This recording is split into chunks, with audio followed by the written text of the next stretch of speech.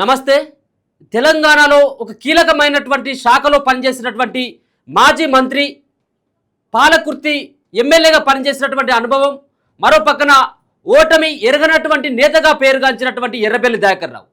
సరే, మొన్నటి సంబంధించినటువంటి ఎన్నికల్లో మరి తనకు మనవరాలుగా వయసున్నటువంటి యశస్విని రెడ్డి చేతిలో ఘోర పరాభవం చెందినటువంటి ఎర్రబెల్లి దయాకర్ రావు చాలా రోజుల కానించి పార్టీ కార్యక్రమాలకు దూరంగా ఉంటా ఉన్నాడు.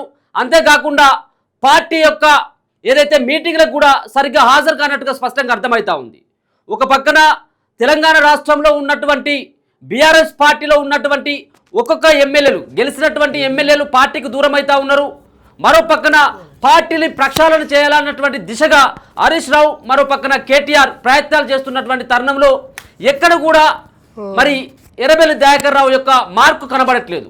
ఉమ్మడి వరంగల్ జిల్లాలో మరి సీనియర్ నేతగా పేరుగాంచినటువంటి ఎర్రబెల్లి దయాకర్ రావు ఆయన యొక్క కార్యాచరణ ఎక్కడ కూడా సరిగా కనపడట్లేదు.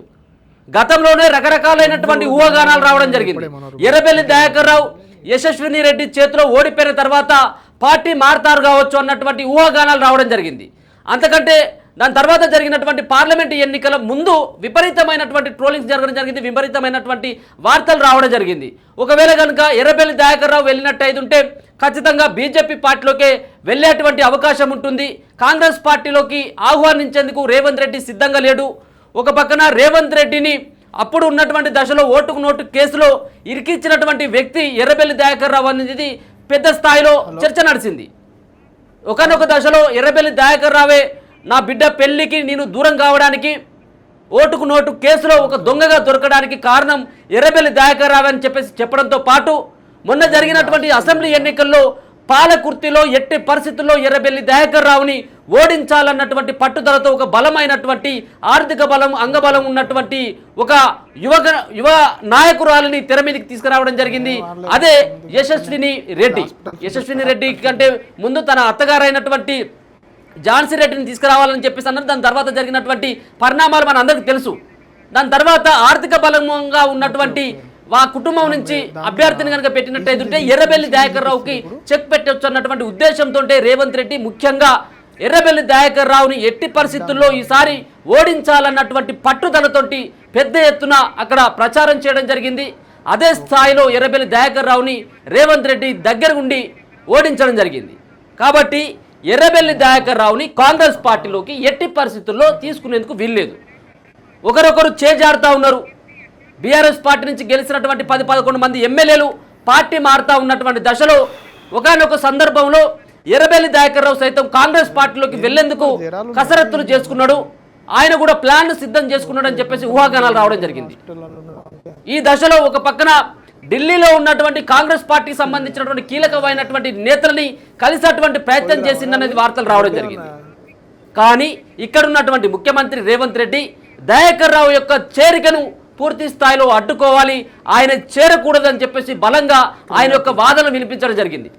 ఇప్పుడున్నటువంటి దశలో ఒకనొక సందర్భంలో ఫోన్ ట్యాపింగ్కి సంబంధించినటువంటి అంశంలో ఎర్రబెల్లి దయాకర్ రావుతో పాటు ఎర్రబెల్లి దయాకర్ రావు యొక్క సన్నిహితులు వాళ్ళు ఈ ఫోన్ ట్యాపింగ్ సంబంధించినటువంటి అంశాన్ని ముఖ్యంగా ఎర్రబెల్లి దయాకర్ రావు యొక్క సొంత నివాసమైనటువంటి పర్వతగిరిలోనే ఈ ఫోన్ ట్యాపింగ్ సంబంధించినటువంటి సెంటర్ని ఏర్పాటు చేసుకోవడం జరిగింది.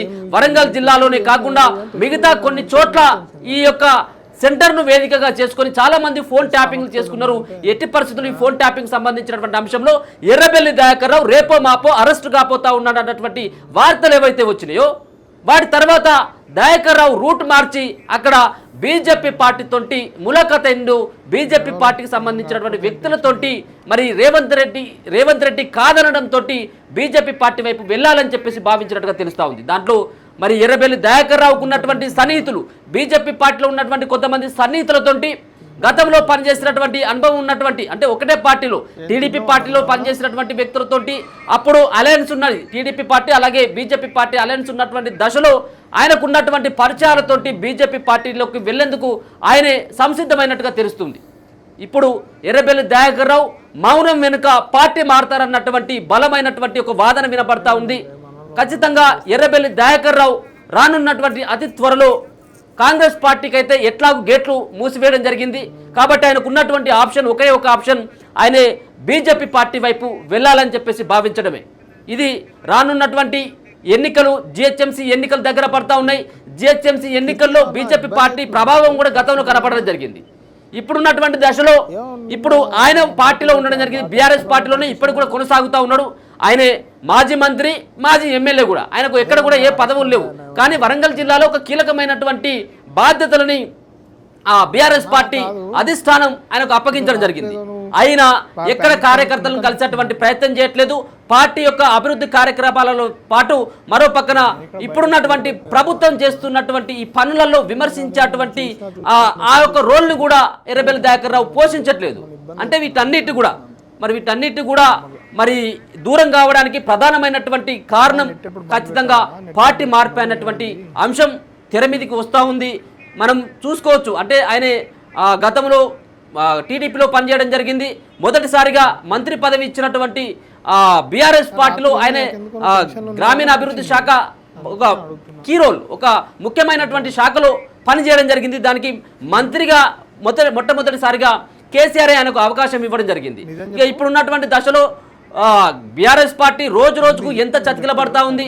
బీఆర్ఎస్ పార్టీలో ఉన్నటువంటి గెలిచినటువంటి ఎమ్మెల్యేలే పార్టీ మారుతున్నటువంటి దశలో ఓడిపోయినటువంటి ఎర్రబెల్లి దయాకర్ రావు పార్టీ మారతాడు అనుకోవడంలో ఎట్లాంటి మనకు అనుమానాలు అక్కర్లేదు. ఖచ్చితంగా ఆయన పార్టీ మారేటువంటి దిశగే ఆయన యొక్క ప్రయత్నాలు చేస్తూ ఉన్నాడు. ఆయన యొక్క అనుచర వర్గంతో ఆయన బీజేపీ పార్టీలోకి వెళ్లేందుకు ఆయన కసరత్తులు ముమ్మరం చేస్తున్నట్టుగా తెలుస్తా ఉంది. ఇంత ముందుకే వాళ్ళ తమ్ముడు అయినటువంటి ఎర్రబెల్లి ప్రదీప్ రావు సైతం కూడా ఆయన వరంగల్ తూర్పు నుంచి ఆయన పోటీ చేయడం జరిగింది బీజేపీ పార్టీ నుంచి.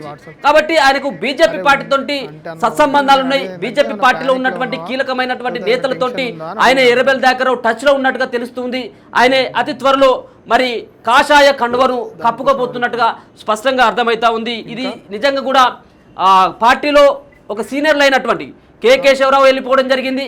మరో పక్కన పోచారం శ్రీనివాసరెడ్డి, దానం నాగేందర్ లాంటి సీనియర్ నేతలందరూ కూడా బీఆర్ఎస్ పార్టీకి గుడ్ బై చెప్పి వేరే పార్టీల వైపు, మరో పక్కన వాళ్ళ రాజకీయ భవిష్యత్తు కోసం పార్టీలు మారుతున్నటువంటి సందర్భాన్ని కూడా చూసుకోవచ్చు. ఇప్పుడున్నటువంటి పెద్ద దిక్కుగా అంటే పార్టీలో సీనియర్ నేతగా ఉన్నటువంటి ఎర్రబెల్లి దయాకర్ రావు, సరే సీనియర్ నేత అంటే అది పార్టీ పుట్టకాడు నుంచి ఉన్నాడా అంటే అది కూడా కాదు. ఆయన ఏదైతే మంత్రి పదవి కోసం ఆయన బీఆర్ఎస్ పార్టీలో 5-6 సంవత్సరాల కానించి ఏమో కొనసాగుతూ ఉన్నాడు. అయినప్పటికీ సీనియర్ నేతగా ఉన్నటువంటి ఎర్రబెల్లి దయాకర్ రావు కనుక వెళ్ళినట్టయితుంటే ఇది పార్టీకి తీవ్రమైనటువంటి నష్టంతో పాటు వరంగల్ జిల్లాలో కోలుకోలేని దెబ్బగా చెప్పుకోవచ్చు. ఇప్పటికే వరంగల్ జిల్లాలో ఉన్నటువంటి కడియం శ్రీహరి పార్టీ మారిపోవడం జరిగింది. మరో పక్కన వరంగల్ జిల్లాకు సంబంధించినటువంటి వర్ధనపేట మాజీ ఎమ్మెల్యే ఆరూరు రమేష్ సైతం కూడా ఆయన పార్టీ మారినటువంటి అంటే బలంగా ఉన్నటువంటి ఆర్థిక బలం, మరొక పక్కన ప్రజల్లో కొంత విశ్వాసం ఉన్నటువంటి నేతలు ఒక్కొక్కరుగా దూరం అవుతున్నటువంటి దశలో వరంగల్లో చాలా, ఎందుకంటే ఉద్యమాల పురిటిగడ్డగా పేరుగాంచినటువంటి వరంగల్ జిల్లాలో మరి ఎవరు బీఆర్ఎస్ పార్టీని ఆదరించేటువంటి వాళ్ళు లేరు. వలసలు వెళ్తా ఉన్నారు. బీఆర్ఎస్ పార్టీలో పదవులు అనుభవించినటువంటి నేతలతో పాటు పదవి కోల్పోయినటువంటి వ్యక్తులు కేసీఆర్ చేతిలో మరి బాధితులుగా మిగిలిపోయినటువంటి అందరూ కూడా పార్టీ మారిపోతున్నటువంటి దశలో దయాకర్ రావు మరి ఆయన రానున్నటువంటి రోజుల్లో బీఆర్ఎస్ పార్టీకి భవిష్యత్తు లేదన్నటువంటి ఉద్దేశంతో తన యొక్క రాజకీయ ఉనికిని చాటుకోవడం కోసం ప్రత్యామ్నాయమైనటువంటి పార్టీల వైపు చూస్తున్నట్టుగా స్పష్టంగా అర్థమవుతా ఉంది. వీటిపైన రకరకాలైనటువంటి ఊహాగానాలు వస్తూ ఉన్నాయి. ఆయనే పార్టీ వ్యవహారాల్లో జోక్యం చేసుకోకపోవడంతో ఇట్లాంటి వార్తలు వస్తూ ఉన్నాయి. దీంట్లో మరి నిజమెంత అబద్ధం ఎంత అనేది కూడా చూడాలి. ఎందుకంటే గతంలో కూడా ఇట్లాంటి ప్రచారం కొనసాగింది. పార్లమెంట్ ఎన్నికల కంటే ముందే ఆయన అనుచర వర్గంతో పార్టీ మారుతాడని చెప్పేసి ఇన్ని రోజుల కానించి వెయిట్ చేస్తూ ఉన్నాడు. సమయం కోసం వెయిట్ చేస్తున్నట్టుగా తెలుస్తూ ఉంది. మరి అతి త్వరలో ఎర్రబెల్లి దయాకర్ రావు మరి ఏ పార్టీలోకి వెళ్ళబోతున్నాడు అనేది కూడా మనం చూడాల్సినటువంటి అంశం. చూస్తూనే ఉండండి మన తొలి వెలుగు.